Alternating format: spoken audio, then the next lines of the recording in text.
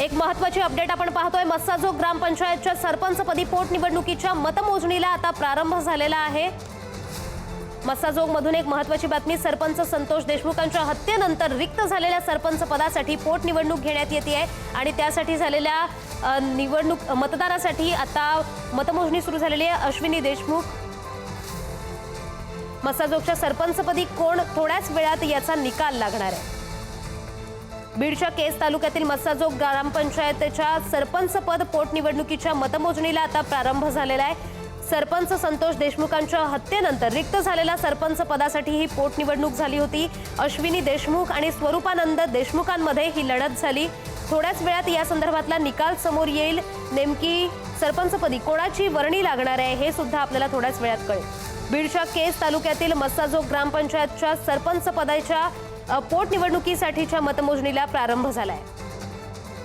तर स्वरूपानंद देशमुख टेबल क्रमांक 1 वरून आघाडीवर आहेत अशी अपडेट एक समोर येते। अश्विन देशमुख आणि स्वरूपानंद देशमुखांमध्ये ही लढत होती। स्वरूपानंद देशमुखांमध्ये टेबल 1 वरून ते आघाडीवर असल्याची माहिती मिळतेय।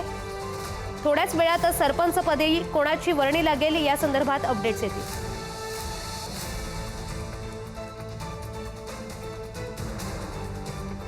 तर या संदर्भात अधिकची माहिती देत आहेत आमचे प्रतिनिधी उदय नागरगोजे। उदय, काय अपडेट्स आहेत? पहिल्या फेरीमध्ये काय अपडेट समोर येत आहेत? नक्कीच आपण जर पाहिलं तर संतोष देशमुख यांच्या हत्येनंतर रिक्त झालेल्या मस्साजोगच्या सरपंच पदाची पोटनिवडणूक होते आणि याची मतमोजणी सध्या सुरू आहे।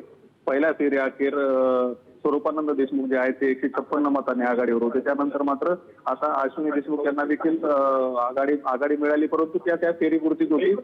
या मतांनी आता अद्यापपर्यंत देखील स्वरूपानंद देशमुख हे 20 मतांनी आघाडीवर असल्याचं दिसतंय। दुसऱ्या फेरी अखेर आता एक शेवटची फेरी जी आहे, तिसरी फेरी आहे, निर्णायक ठरणार आहे आजच आपल्याला पाहायला मिळतं। एकत्रित जर आपण पाहिलं तर संतोष देशमुख यांच्या हत्येमुळे मस्साजोग हे गाव संपूर्ण राज्यभर चर्चेत आलं होतं। त्याच ठिकाणी ही सरपंच पदाची निवडणूक आहे। या निवडणुकीमध्ये प्रारंभी निवडणूक बिनविरोध होईल अशी चर्चा होती, परंतु दोन उमेदवार समोरासमोर उभे ठाकल्यानं आता ही निवडणूक होते। मतमोजणी देखील प्रक्रिया सुरू आहे। आता तिसऱ्या फेरीची मतमोजणी देखील सध्या सुरू असून अवघ्या काही मिनिटातच मस्साजोगच्या सरपंचपदी कोण विराजमान होणार हे स्पष्ट होऊ शकणार आहे। जी, धन्यवाद उदय दिलेल्या माहितीबद्दल। तर बीडच्या केज तालुक्यातील मस्साजोग ग्रामपंचायतच्या सरपंच पद पोटनिवडणुकीच्या मतमोजणीला प्रारंभ झालेला आहे। सरपंच संतोष देशमुखांच्या हत्येनंतर रिक्त झालेल्या सरपंच पदासाठी ही पोटनिवडणूक पार पडली। अश्विनी देशमुख आणि स्वरूपानंद देशमुखांमध्ये ही लढत होती।